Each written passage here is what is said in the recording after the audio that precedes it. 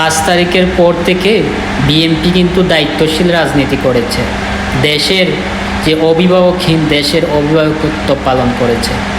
কারণ 5 তারিখের পর থেকে যতটুকু অভিযোগ আসছে বিএনপির বিভিন্ন নেতাকর্মীদের বিরুদ্ধে, বিএনপি কিন্তু যথাযথ ব্যবস্থা নিয়েছে।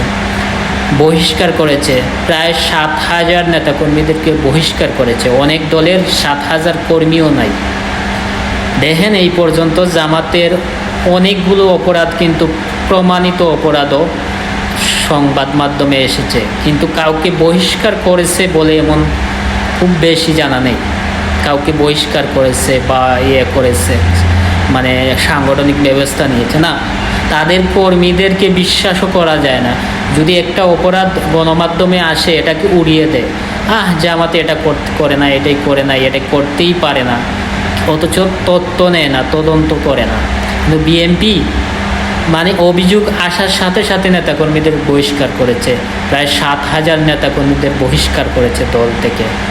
জানেন, বিএনপি কিন্তু যদি বিশাল বড় দল, সেই হিসাবে অপরাধের মাত্রাটাও বেশি হবে, কারণ সেখানে বিশৃঙ্খলা দেখাতে যত বড় দল তত বেশি সমস্যা।